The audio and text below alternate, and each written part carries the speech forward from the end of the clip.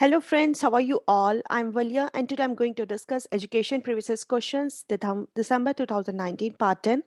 So today we're going to start from the question number, I think so it's 80 or 75, yeah, 76 question. So which is the correct sequence in formulation of behavioral objectives? तो आपको इसमें क्या बताना है? आपको correct sequence बतानी है कि आप कैसे फॉर्मुलेट कर सकते हैं बिहेवियरल ऑब्जेक्टिव्स को, क्या क्राइटेरिया होता है उनको एक्सेप्ट करने के लिए, क्या कंडीशंस होती हैं। ठीक है, तो एक बार हम थोड़ा सा पढ़ लेते हैं तो हमारे लिए आसान हो जाएगा इस क्वेश्चन का आंसर देना। First of all, behavioural objective क्या चीज होती है? बिहेवियरल ऑब्जेक्टिव मतलब जो भी एक बिहेवियर का जो उद्देश्य है क्या है कि लर्निंग आउटकम जो आप मेजर कर सकते हो, जो कि आपको एक डायरेक्शन प्रोवाइड करता है लर्नर्स की एक्सपीरियंस की, जिसके बेसिस पे आप एक बच्चे को इवेलुएट कर सकते हैं कि उसका कैसा बिहेवियर ऑब्जेक्टिव है, किस तरह से लर्निंग आउटकम आएगी, क्या लर्निंग आउटकम आएगी। फिर जब आपको पता चल जाएगा कि बच्चा इस जगह स्टेबल करता है तो फिर आप उसे डायरेक्शन प्रोवाइड करेंगे। ठीक है, कहाँ उसको इम्प्रूवमेंट की जरूरत है। ऑब्जेक्टिव्स जो होते हैं अलग अलग रिस्पेक्ट पे होते हैं, जैसे कि कभी कभी जनरल से स्पेसिफिक देखते हैं, कभी कभी कॉन्क्रीट से एब्स्ट्रैक्ट देखते हैं, कॉग्निटिव लेवल पे देखते हैं, अफेक्टिव या फिर साइकोमोटर डोमेन में हम देखते हैं। जो एक करेक्ट सीक्वेंस है किसी भी बिहेवियरल ऑब्जेक्टिव्स को फॉर्मुलेट करने के लिए, वो आता है हमारा behaviour to be specified. That means behaviour, जो परफॉर्मेंस है, जो जो बच्चे का हम आसानी से देख सकते हैं कि लर्नर जो है किन चीजों को खुद से कर पा रहा है, किस तरह से चीजों को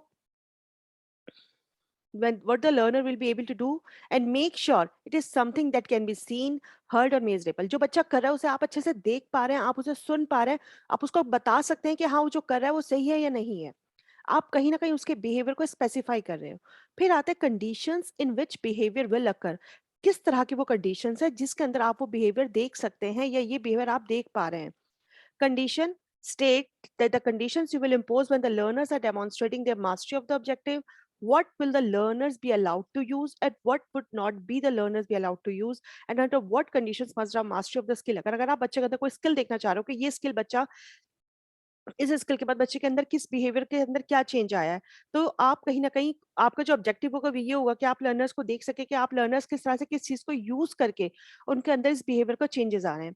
वो क्राइटेरिया जो आप एक्सेप्ट कर सकते हो बिहेवियर का बच्चे का, डिग्री और क्राइटेरिया वो एक स्टैंडर्ड है हमारा, जिससे बेसिस पर आप परफॉर्मेंस को इवेलुएट कर सकते हैं। वो communication power of an objective increases when you tell the learners how well the behaviour must be done, कि बच्चे की क्या स्पीड है, क्या एक्यूरेसी है, क्या क्वालिटी है। अगर हम लर्निंग पॉइंट ऑफ व्यू से देखते हैं, एज अ लर्नर देखते हैं, आप बिहेवियर कैसे स्पेसिफाई करेंगे कि क्या चीजें आप देख पा रहे हैं बच्चे के अंदर कि बच्चा खुद से कर पा रहा है, कौन सी ऐसी चीज है जहां पे हमें देखना पड़ेगा कि बच्चा कर पा रहा है नहीं कर पा रहा है। फिर जब हमें अच्छे से कंफर्म हो गया कि बच्चे ने ये स्किल अच्छे से सीख लिया, फिर वो क्राइटेरिया उसके बिहेवियर को एक्सेप्ट करने के लिए, और जो करेक्ट सीक्वेंस है वो यही कहलाती है कि behaviour to be specified, conditions in which behaviour will occur and the criteria of acceptability of the behaviour. वो क्राइटेरिया जो एक्सेप्टेबल होता है बिहेवियर के लिए।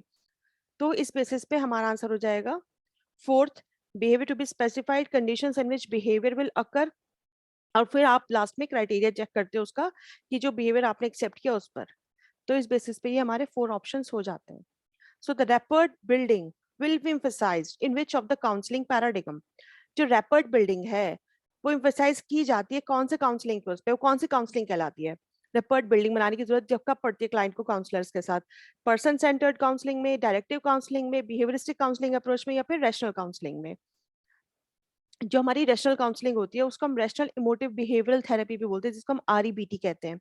ये जनरली एक टेक्निक के ऊपर बेस्ड होती है जिसके अंदर 4 स्टेजेस होती हैं कि आप एक्शन कब कर रहे हो, जो आपने एक्शन किया उस पे आपका क्या बिलीव बना, क्या कॉन्सिक्वेंसेज हुए, और लास्ट में क्या डिस्प्यूट हुआ। जैसे कि आप कोई गाड़ी चलाते हो, आपने गाड़ी चलाई, आपने एक्शन किया, बिलीव क्या बना, आपने एक्सीडेंट हो गया आपसे, तो बिलीव ये बना कि भाई आपने एक एक्शन किया आपने, उसमें आपने ड्राइविंग अच्छी नहीं की।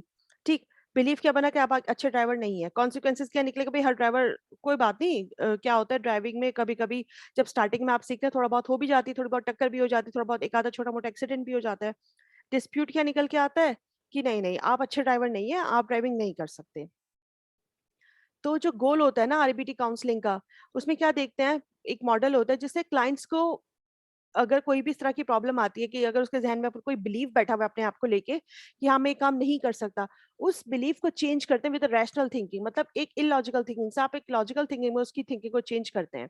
फेज 1, आपने एक बिलीफ स्टैब्लिश किया ठीक है, फिर आपने एक्शन किया, फिर आप अप्रेजल देंगे कि हाँ आप ये काम कर सकते हैं। जब हम काउंसलिंग करते हैं, clarifying believes that the guides one action, आप उसे बिलीव दिलाते हो, आप उसे क्लैरिफाई करते हो कि नहीं आप ये काम कर सकते हो। फिर आप कुछ एक्टिविटीज डिजाइन करते हो ताकि जो उसका ये बिलीफ है वो स्ट्रेंथन हो जाए और वो इस एक्टिविटी को अच्छे से कंप्लीट कर पाए। जब वो एक्टिविटी कंप्लीट कर लेता है, फिर आप उसको इवैल्यूएट करते हैं और डिटरमाइन करते हैं कि जिस तरह से आपने उसकी इवैल्यूएशन करनी थी, फिर आप उसको अप्रेजल देते हैं कि नहीं आप बहुत अच्छा कर सकते हैं। इसी तरह से आप ये चीज़ें रिपीट करके उसके, जैसे मैंने एक एग्जांपल दिया था बैड ड्राइविंग का, आप इसी तरह से करके मोटिवेट करके स्ट्रेंथन करके चीज़ों को इम्प्रूव कर सकते हैं।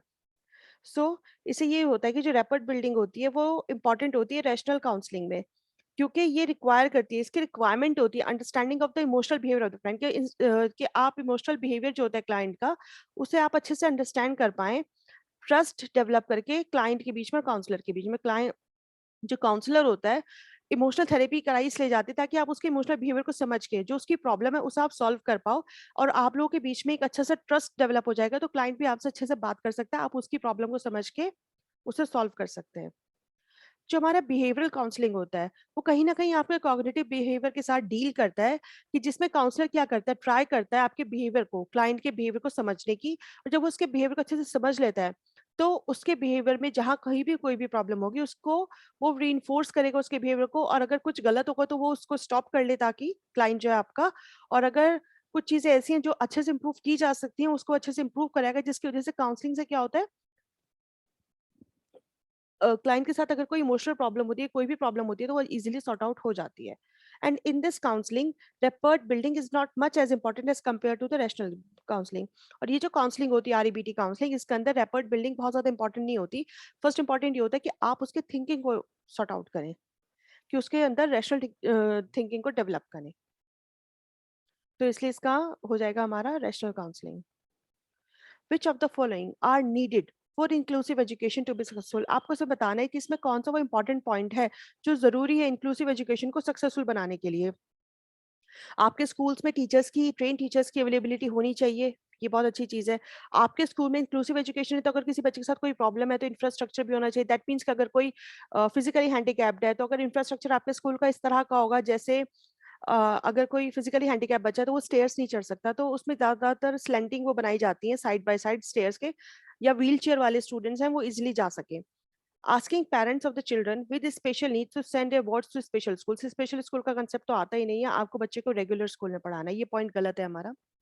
आप अपॉइंटमेंट करेंगे ट्रेन काउंसलर्स, ये वेरी इंपॉर्टेंट पॉइंट है कि आपके स्कूल में अगर डिफरेंट डिफरेंट एबिलिटी के स्टूडेंट्स हैं, तो अगर आप उनके लिए ट्रेन काउंसलर्स को बुलाएंगे, तो ये स्टूडेंट के लिए एक बहुत अच्छा पॉइंट हो जाता है, स्टूडेंट के पॉइंट ऑफ व्यू से, कि जिस बच्चे को ट्रेनिंग की जरूरत है, जिस बच्चे को काउंसलिंग की जरूरत है, आप उसे काउंसलिंग प्रोवाइड करें, उसको स्ट्रेंथन करें बच्चे को। तो ये सबसे इंपॉर्टेंट पॉइंट्स होते हैं हमारे इंक्लूसिव एजुकेशन के, जो होते हैं हमारे ए, बी एंड डी। सी हमारा नेगेटिव ऑप्शन है, क्योंकि हमें बच्चे को स्पेशल स्कूल ही अगर भेजना होगा, तो फिर इंक्लूसिव एजुकेशन का तो टर्म ही खत्म हो जाता है। Combination of both face to face and traditional classroom methods with e-learning is used to create a hybrid approach. Hybrid approach का मतलब जहाँ पे दोनों अप्रोच आप यूज करेंगे, ट्रेडिशनल क्लासरूम और आपका e learning. Approach to teaching जिसको हम क्या बोलते हैं, जहाँ पे आप अपने दोनों मेथड यूज करते हैं, ट्रेडिशनल क्लासरूम जो हमारे क्लासरूम्स में चलता है, और प्लस आप ई लर्निंग भी कर रहे हो, तो ये आपका हाइब्रिड अप्रोच कहलाती है। हाइब्रिड का मतलब मिक्स अप्रोच कहलाती है। मिक्स अप्रोच कहलाती, तो ये हमारी क्या कहलाएगी, हमारी ब्लेंडेड लर्निंग कहलाएगी, जहाँ पे आप ट्रेडिशनल मेथड और ई लर्निंग दोनों का यूज करते हैं, ऑनलाइन यूज करते हैं। The basic competencies needed for an effective teacher, आपको यहाँ कॉम्पिटेंसीज बतानी है जो कि जरूरी है एक इफेक्टिव टीचर एजुकेशन प्रोग्राम में, जो कि किस चीज से रिलेट करती हैं, personality and attitude related domains. आपको ये बताना है जो पर्सनैलिटी और एटीट्यूड रिलेटेड डोमेन के साथ आपकी रिलेट करती है। एक इफेक्टिव टीचर एजुकेशन, जब हम पर्सनैलिटी की बात करते हैं, तो कहीं ना कहीं उसकी पर्सनैलिटी और उसके एटीट्यूड में क्या चीजें आती हैं, कि उसके अंदर कितना पेशेंस है, ठीक है, कितना कंट्रोल है, अपने इमोशंस को कैसे वो कंट्रोल कर पाता है। तो ये लोकस ऑफ कंट्रोल बहुत इंपॉर्टेंट पॉइंट आ जाएगा हमारा। देखिए जब हम कम्युनिकेशन, मैनेजिंग एंड मॉनिटरिंग की बात करते हैं, तो ये कहीं ना कहीं ये मैनेजमेंट से रिलेटेड है, ये पर्सनैलिटी में नहीं आते ये पॉइंट्स आपके। आपके जो पर्सनैलिटी में पॉइंट्स आते हैं वो आते हैं आपके locus of control, self efficacy and positive expectancy. Positive expectancy that means कि आप चीजों को बहुत पॉजिटिवली ले रहे हैं, सामने वाले से बहुत पॉजिटिव एक्सपेक्टेशंस लेके चल रहे हैं। और आता है हमारा सेल्फ एफिकेसी। सेल्फ एफिकेसी किस चीज को रिफ्लेक्ट करता है, वो कॉन्फिडेंस, वो एबिलिटी कि आप कैसे अपने आप को कंट्रोल कर रहे हैं और कैसे आप मोटिवेट कर पा रहे हैं, कैसे आप आपका क्या बिहेवियर है सोशल एनवायरनमेंट में, ये आपका आता है सेल्फ एफिकेसी। कि आप बहुत ज़्यादा ओवर नहीं हो जाते हैं। तो ये तीनों पॉइंट्स जो हैं इसके, ये बहुत इंपॉर्टेंट है, self efficacy and positive expectancy, this is the answer. So thank you friends for your attention, और ये था मेरा आज का lesson, and stay blessed and enjoy learning. और लेसन पसंद है तो प्लीज लाइक शेयर सब्सक्राइब जरूर करेगा। ये मोस्टली अब हमारा कंप्लीट होने जा रहा है दिसंबर 2019।